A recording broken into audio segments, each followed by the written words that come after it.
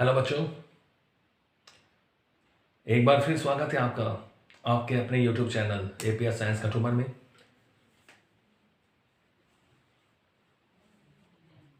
तो बच्चों, लास्ट जैसा कि आपको पता है चैप्टर नंबर 5 हमारा चल रहा है, ठीक है। और लास्ट हमने पढ़ा था Newton third law of motion, यानी क्रिया प्रतिक्रिया नियम हमने स्टडी किया था। क्रिया प्रतिक्रिया नियम, क्रिया प्रतिक्रिया नियम।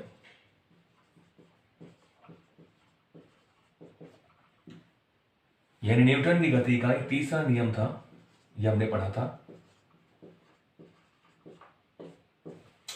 न्यूटन की गति का तीसरा नियम कि हमेशा क्रिया के विपरीत उतनी ही परिमाण की क्या होती है, प्रतिक्रिया होती है। क्रिया प्रतिक्रिया नियम। तो एक बात यहां ध्यान रखने की बात है कि एक तरीके से जो क्रिया बल है, क्रिया बल एवं जो प्रतिक्रिया बल है,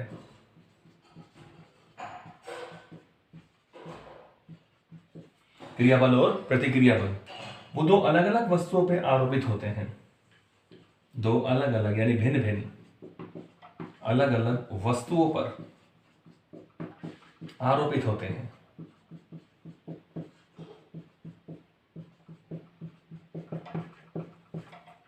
क्रिया बल और प्रतिक्रिया बल दो अलग अलग वस्तुओं पर आरोपित होते हैं। यानी जिस पर क्रिया बल लग रहा है तो उसी पर प्रतिक्रिया बल नहीं लगेगा, या जिस पर प्रतिक्रिया बल लग रहा है उसी पर क्रिया बल नहीं लगेगा। तो क्रिया और प्रतिक्रिया अलग अलग वस्तुओं पे होती है, ठीक है। ये मैं पढ़ा था कल। परिमाण में तो क्या होता है, बिल्कुल समान। परिमाण में समान और दिशा में क्या होते हैं, विपरीत। ये फोर्स की बात हो रही है, क्रिया बल और प्रतिक्रिया बल दिशा में क्या होते हैं, विपरीत, ठीक है, होते हैं। क्लियर है। तो इसका मतलब यह हुआ कि इस नेचर में सिंगल फोर्स डजंट एग्जिस्ट, यानी कभी भी बल जो है हमेशा पेयर की फॉर्म में आपको मिलेगा। बल अकेला कभी भी उत्पन्न नहीं होता, ठीक है। प्रकृति में जो बल होते हैं, जो फोर्स की बात हम करते हैं, प्रकृति में बल सदैव युग्म के रूप में आरोपित होते हैं।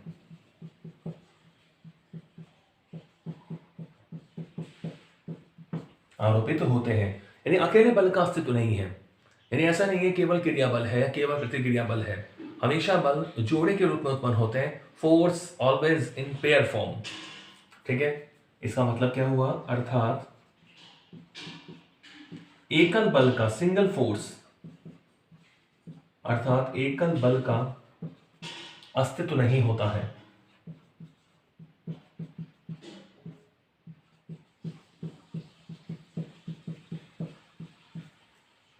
एकल बल का अस्तित्व नहीं होता है। हमेशा जो फोर्स है, हमेशा जो बल है, वो कैसे रहते हैं, हमेशा युग्म के रूप में उपस्थित होते हैं।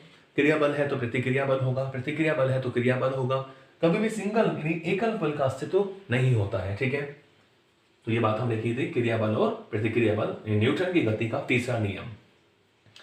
इसे कुछ एग्जाम्पल भी हम देख सकते हैं। एग्जाम्पल देखे, देखो। इसे मान लो कोई वस्तु हमारे पास है, ये कोई वस्तु है सपोज करो, ठीक है। ये हमारे पास वस्तु है। अब बच्चों, इस वस्तु का द्रव्यमान है कैपिटल स्मॉल एम।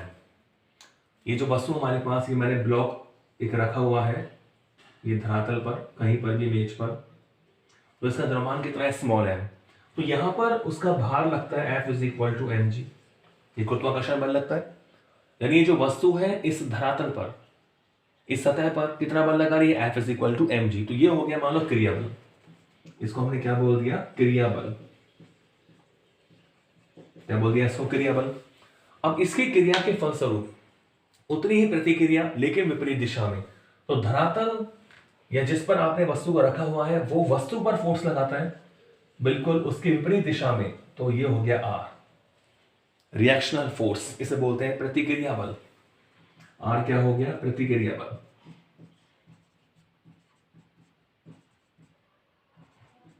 प्रतिक्रिया बल वस्तु साम्यावस्था में होती है, कोई भी वस्तु आप रखोगे तो साम्यावस्था में रहती है।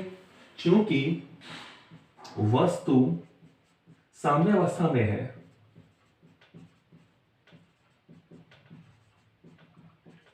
वस्तु कैसी है भाई, साम्यावस्था में है। इसका मतलब क्या हुआ कि R इज इक्वल टू क्या होता है, mg। R is equal to mg, कि दोनों के बल के जो परिमाण है वो क्या होते हैं, समान।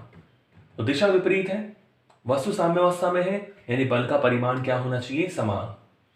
तो ये न्यूटन के क्रिया प्रतिक्रिया का नियम है। एक उदाहरण हमने लिया भार का, क्रिया बल mg और प्रतिक्रिया बल r, वस्तु साम्यावस्था में होती है, तो इसलिए r इज इक्वल टू क्या होता है, mg है। तो इससे क्लियर है कि क्रिया बल और प्रतिक्रिया बल हमेशा कैसे लगते हैं, विपरीत दिशा में लगते हैं, समान परिमाण होता है। ठीक है, तो आप देख सकते हैं दूसरा उदाहरण हम ले, तैरते समय, यहां भी काम में आता है ये। तैरते समय जो तैराक होता है, जो स्विमर होता है, तैराक, तैरते समय तैराक जितने बल से, जितने क्रिया बल बोल दूं मैं, जितने क्रिया बल से पानी को, ठीक है, पानी को पीछे की ओर धकेलता है, तो तैरते समय तैराक जितने क्रिया बल से पानी को पीछे की ओर धकेलता है, पीछे की ओर धकेलता है, ठीक है, पानी भी उतने ही प्रतिक्रिया बल से, ठीक है, बल समान है, पानी भी उतने ही प्रतिक्रिया बल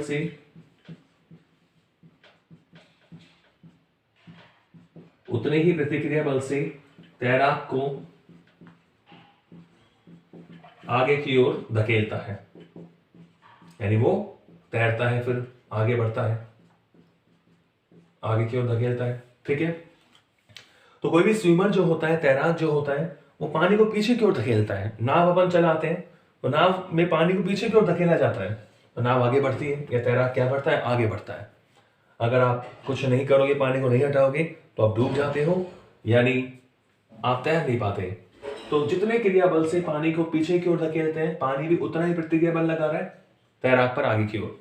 तो तैराक क्रिया बल किस पर लगा रहा है, पानी पर, पानी किस पर लगा रहा है, तैराक पर। तो अलग अलग वस्तुओं पर लगता है क्रिया बल और प्रतिक्रिया बल, ऐसे आप देख सकते हैं।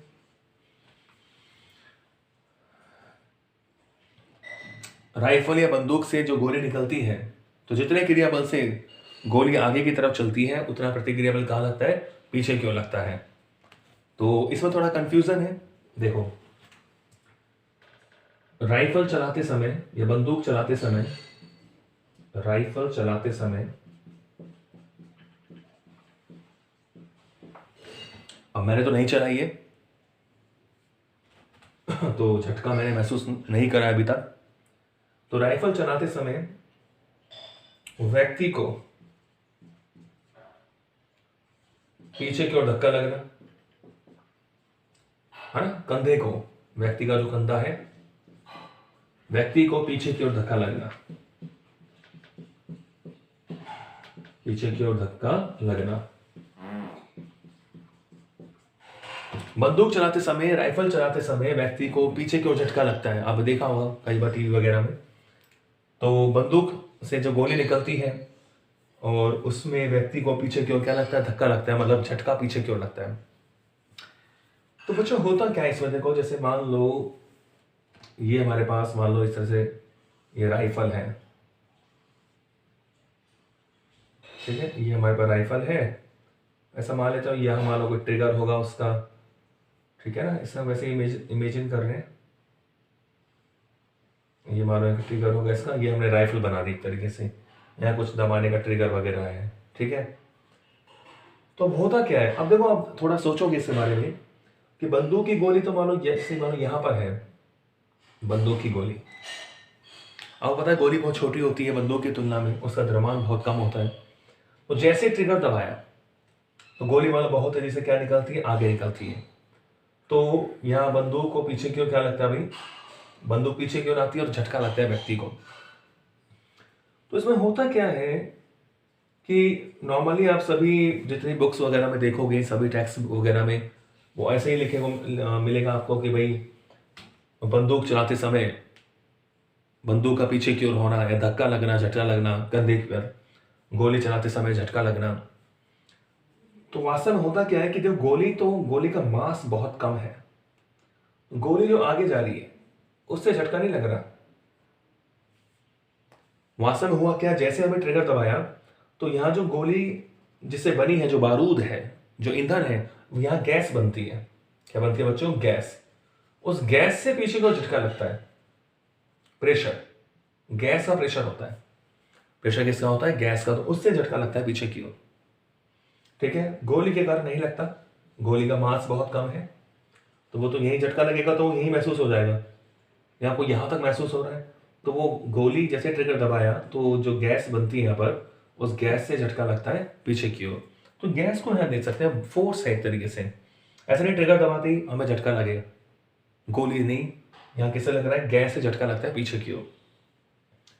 और भी एक एग्जाम्पल आपको देते हैं। जब मान लो कोई व्यक्ति चलता है धरातल पर, ठीक है, तो वो इस तरह मान लो चल रहा है, तो बच्चों इस तरह एक तिर्यक बल लगाता है धरातल पर, तिर्यक बल।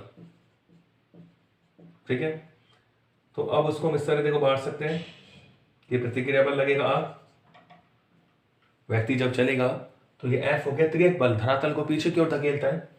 तो अब मान लो ये थीटा है, तो ये तो हो गया आर कॉस थीटा, इसे दो घटक बना लिया हमने, और ये क्या हो गया? R sine theta, r cos theta और आर साइन थीटा।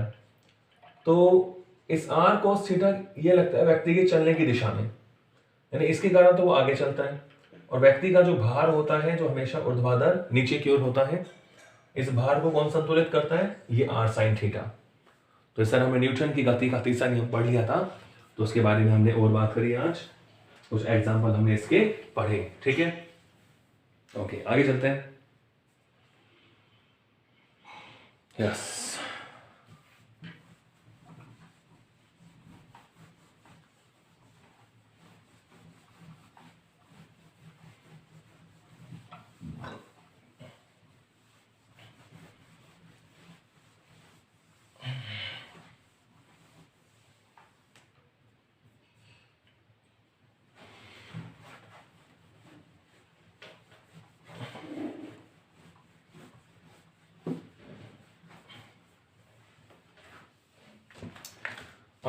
आगे चलते हैं, आगे वीडियोस को आगे बढ़ाएं अपन। तो नेक्स्ट हम पढ़ते हैं बच्चों आवेग, इंपल्स। आवेग टॉपिक है, आवेग, इंपल्स बोलते हैं इसको, क्या बोलते हैं? इंपल्स। ठीक है, आवेग यानी इंपल्स। तो आवेग क्या होता है? आवेग, देखो कई बार ऐसा होता है कि हमें अधिक परिमाण का बल, जो बल हम लगा रहे हैं उसका मान बहुत ज्यादा होता है, अधिक परिमाण का बल अल्प समय के लिए लगाना पड़ता है, अल्प समय के लिए। ये वाली कंडीशन जब होती है तो बल का प्रभाव जो है वो क्या होता है? आवेग होता है। आवेग का मतलब है कि अगर किसी वस्तु पर हम बहुत ज्यादा बल लगा रहे हैं, बहुत अधिक परिमाण का बल लगा रहे हैं, लेकिन अल्प समय अंतराल के लिए लगा रहे हैं, तो उस समय उस वस्तु का अध्ययन करने के लिए, उसी गति का अध्ययन करने के लिए, बल के प्रभाव का अध्ययन करने के लिए हम किसको पढ़ते हैं बच्चों? आवेग को पढ़ते हैं। ठीक है, दो कंडीशन है, कम परिमाण का बल अधिक समय अंतराल के लगाओ, या अधिक परिमाण का बल कम समय अंतराल के लगाएं। अगर किसी वस्तु के वेग में परिवर्तन करना है तो दो कंडीशन हमारे पास है, कि या तो कम परिमाण का बल अधिक समय अंतराल के लगाएं, या अधिक परिमाण का बल कम समय अंतराल के लगाया जाए। तो आवेग उसी के लिए है कि जब अधिक परिमाण का बल कम समय अंतराल के लगाया जाए तो बल का जो प्रभाव है वो क्या कहलाता है? आवेग। तो इसको देखो, आवेग को अपन इस तरह परिभाषित करते हैं कि आवेग बराबर होता है बल गुणा समय अंतराल।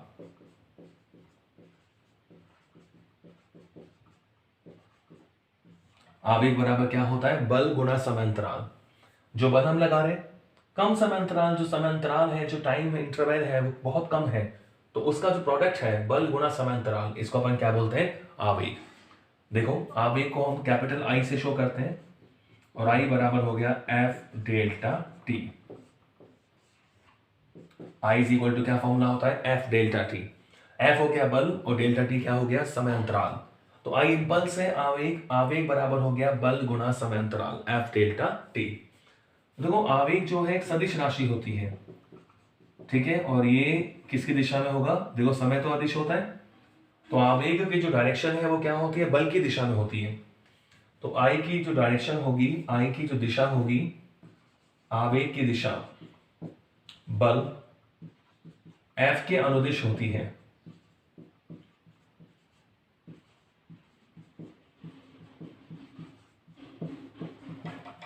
ठीक है, आवेग की जो दिशा होती है, डायरेक्शन होती है, कहां होती है, एफ के अनुदिश, बल के अनुदिश होती है।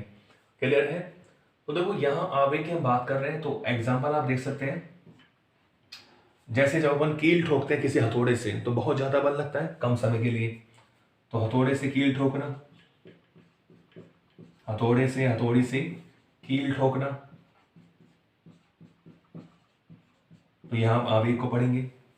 ठीक है, हथौड़े से कील ठोकना, तो यहां बल और जो समय अंतराल है उसका भी हम अध्ययन करते हैं, उसको भी हमें काउंट करना पड़ता है, तो बल गुणा समय अंतराल।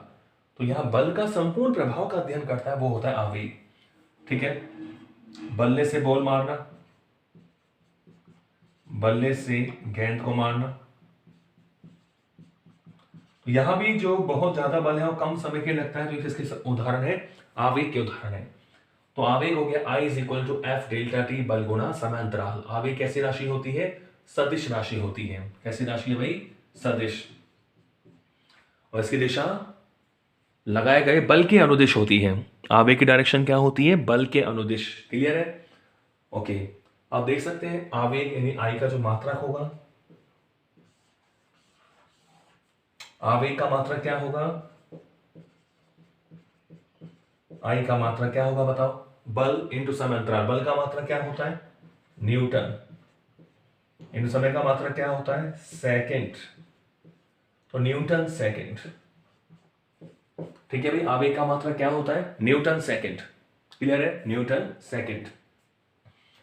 विमा क्या होगी इसकी, विमा डायमेंशन क्या होगा, न्यूटन का मतलब m1 l1 t-2, ये हो गया न्यूटन, और सेकंड का मतलब बच्चों t1, सेकंड का मतलब क्या हो गया, t1। ठीक है, तो यहां हम देखें तो क्या आएगा, m1 l1 t-1, तो ये सी क्या हो गया बच्चों, विमा, m1 l1 t-1।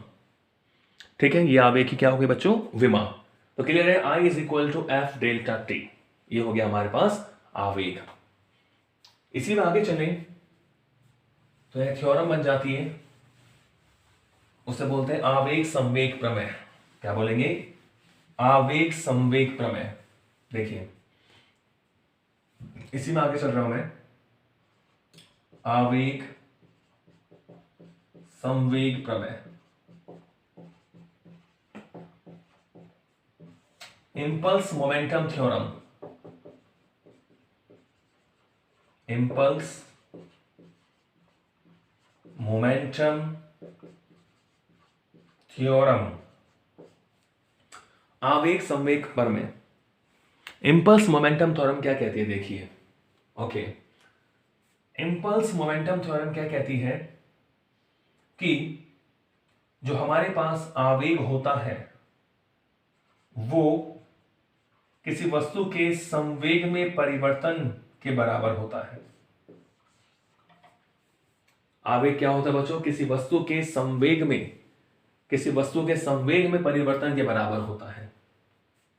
यानी इसका अगर आप स्टेटमेंट लिखें, इसका कथन लिखें तो क्या लिख सकते हैं, कथन देखिए इसका, किसी वस्तु के संवेग में जो परिवर्तन है, यह आवेग संवेग प्रमेय का स्टेटमेंट है, I is equal to delta B. किसी वस्तु के संवेग में परिवर्तन, किसी वस्तु के संवेग में परिवर्तन उस पर आरोपित, किसी वस्तु के संवेग में परिवर्तन उस पर आरोपित, उस पर आरोपित आवेग के बराबर होता है, आवेग के तुल्य होता है, उस पर आरोपित आवेग के तुल्य होता है। किसी वस्तु के संवेग में जो परिवर्तन है उस पर आरोपित आवेग के तुल्य होता है, यानी I is equal to delta p. तो इसको हम देखो सिद्ध भी कर सकते हैं, इसका प्रूफ ले हम, प्रूफ करें इसका। देखिए आपको पता है न्यूटन की गति का दूसरा नियम, न्यूटन की गति के द्वितीय नियम से, न्यूटन की गति के द्वितीय नियम से, न्यूटन की गति के द्वितीय नियम से क्या लिख सकते हैं, F is equal to dp upon dt, equation number 1। ठीक है, और आवेग की परिभाषा से आपको पता है, आवेग की परिभाषा से I इज इक्वल टू क्या होता है, F delta t, F delta t। ठीक है, तो देखो यहां से मैं ऐसे लिख सकता हूं I is equal to F की वैल्यू क्या है, delta p upon delta t।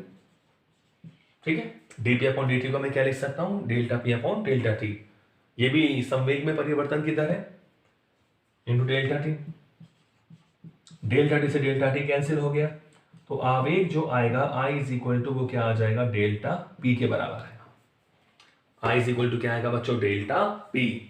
यानी किसी वस्तु के संवेग में जो परिवर्तन है, ध्यान देना, संवेग में परिवर्तन की दर वो तो बल को शो करती है, संवेग में परिवर्तन की दर, rate of change in momentum is showing force. संवेग में परिवर्तन की दर है वो तो बल को शो कर रही है, लेकिन संवेग में जो परिवर्तन है वो किसको शो करता है, आवेग को शो करता है। तो ध्यान याद रखें आप, I is equal to delta p. Clear है बच्चों, तो ये हो गया आवेग संवेग प्रमेय। इसी में आगे चले अपन,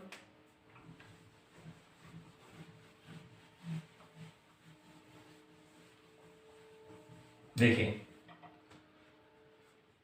इसी में आगे चले अपन, तो एक टॉपिक और मैं लेता हूं यहां पर, संवेग संरक्षण नियम। संवेग संरक्षण नियम क्या बोलते हैं, संवेग संरक्षण नियम। Law of conservation of momentum, law of conservation, law of conservation of momentum. संवेग संरक्षण नियम क्या होता है, देखिए संवेग संरक्षण नियम के लिए आप देखिए न्यूटन की गति का जो दूसरा नियम है, आपको पता है F इज इक्वल टू क्या होता है, dp अपॉन dt। क्लियर है बच्चों, इक्वेशन नंबर 1। मैंने कहा यदि F 0 हो जाए, बाह्य बल क्या हो बच्चों, 0 हो, F 0 हो, तो आप देख सकते हैं समीकरण 1 से, यदि F 0 हो जाए तो समीकरण 1 से आपको पता है कि dp upon dt is equal to क्या मिलेगा, 0 मिलेगा। अब संवेग में परिवर्तन की दर 0 है, dp अपॉन dt की वैल्यू क्या है, 0। p में परिवर्तन की दर 0 है, तो आपको पता है कि अगर परिवर्तन की दर 0 है, अवकलन 0 है, तो राशि क्या होनी चाहिए, नियत होनी चाहिए।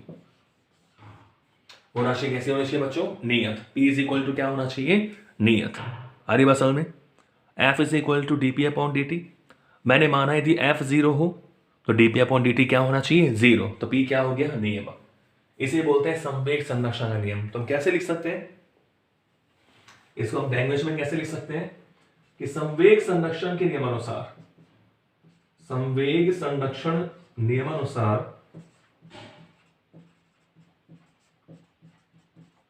क्या लिख सकते हैं, संवेग संरक्षण नियमानुसार यदि किसी वस्तु, संवेग संरक्षण नियमानुसार यदि किसी वस्तु पर आरोपित बाह्य बल, यदि किसी वस्तु पर आरोपित बाह्य बल क्या है, 0 है, बाह्य बल 0 है, तो उस वस्तु का जो संवेग है वो नियत यानी संरक्षित रहता है। ठीक है, तो संवेग संरक्षण नियमानुसार यदि किसी वस्तु पर कोई बाह्य बल नहीं लग रहा है, बाह्य बल का मान 0 है, तो उस वस्तु का संवेग क्या रहेगा बच्चों, नियत रहेगा। क्लियर है, तो ये हमारा संवेग संरक्षण का नियम है, F is equal to dp upon dt, F is equal to 0 हो तो P क्या हो जाएगा, नियत। यानी बाह्य बल एक्सटर्नल फोर्स क्या होना चाहिए, 0 होना चाहिए। तो एक्सटर्नल फोर्स 0 होते ही उस वस्तु का संवेग क्या रहेगा, नियत रहेगा। ठीक है, एग्जाम्पल भी ले सकते हैं इसमें अपन। जैसे मान लो एक एग्जाम्पल लिया मैंने कि बंदूक से दागी गई गोली, बंदूक से दागी गई गोली,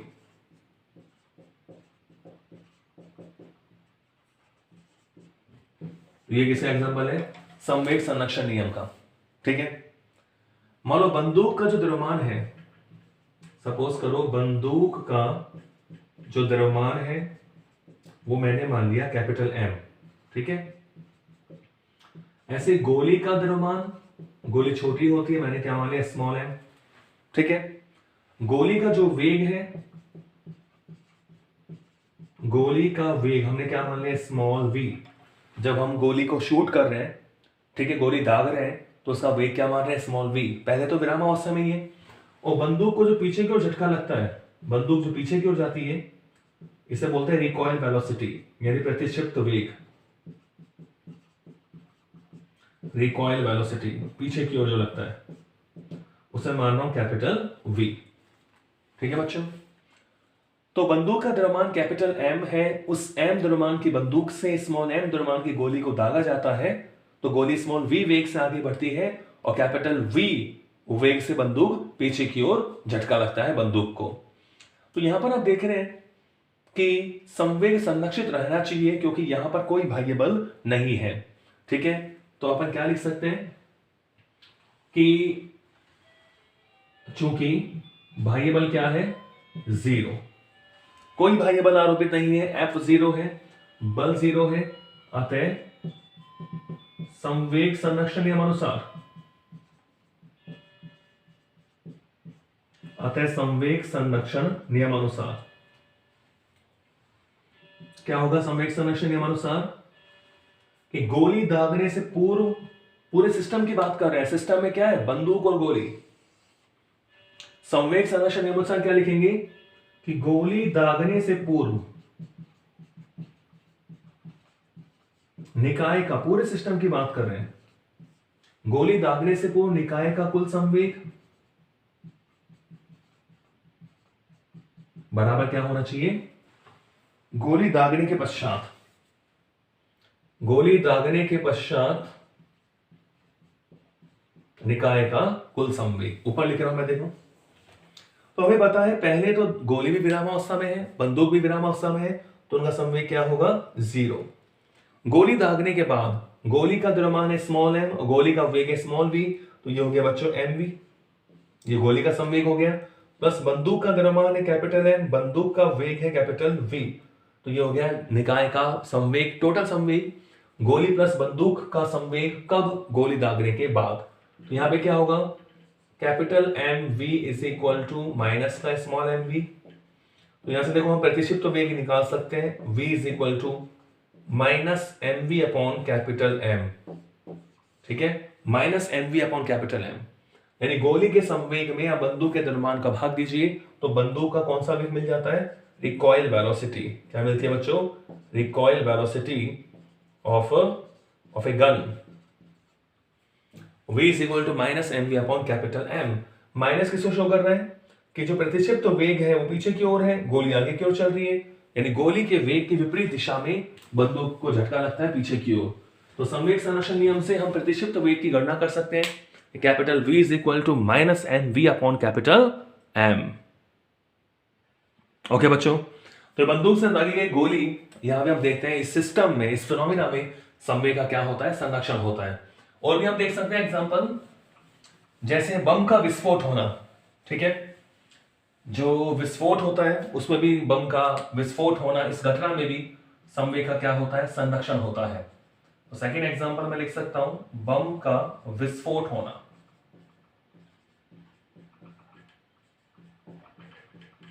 तो यहां भी बच्चों निकाय का कुल संवेग क्या रहता है, संरक्षित रहता है। इस पे क्वेश्चन भी काफी बनते हैं।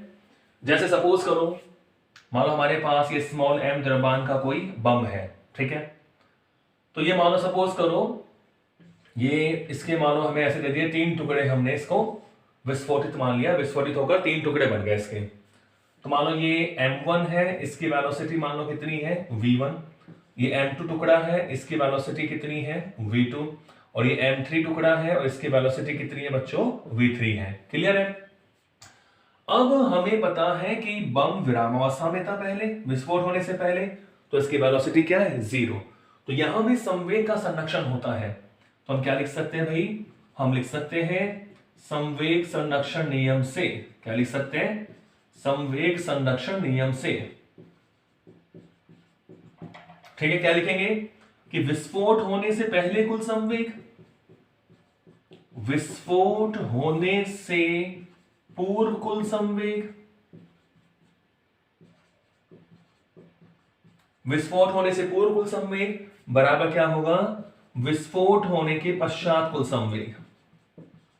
विस्फोट होने से पूर्व कुल निकाय का संवेग, सिस्टम की बात कर रहे हैं, निकाय का संवेग, और यह विस्फोट होने के पश्चात निकाय का कुल संवेग, टोटल मोमेंटम ऑफ सिस्टम, निकाय का कुल संवेग। ठीक है, ओके।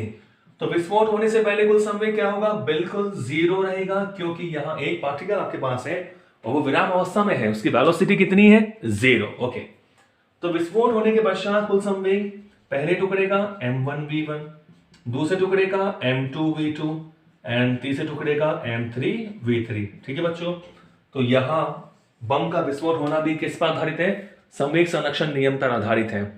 और भी हम एग्जांपल ले सकते हैं, लाइक दो पिंडों की टक्कर जो होती है, टक्कर में भी कुल संवेग क्या रहता है बच्चों, संरक्षित रहता है। ठीक है, टक्कर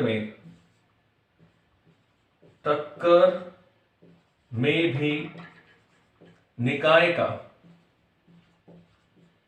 टक्कर में भी निकाय का कुल संवेग, टक्कर में भी निकाय का कुल संवेग क्या रहता है, संरक्षित रहता है, संरक्षित रहता है। ठीक है भाई, टक्कर में भी निकाय का कुल संवेग संरक्षित रहता है। इसका मतलब क्या है, इसका मतलब यह है कि टक्कर से पूर्व कुल संवेग, टक्कर से पूर्व कुल संवेग बराबर क्या होना चाहिए, टक्कर के पश्चात कुल संवेग, टक्कर के पश्चात कुल संवेग।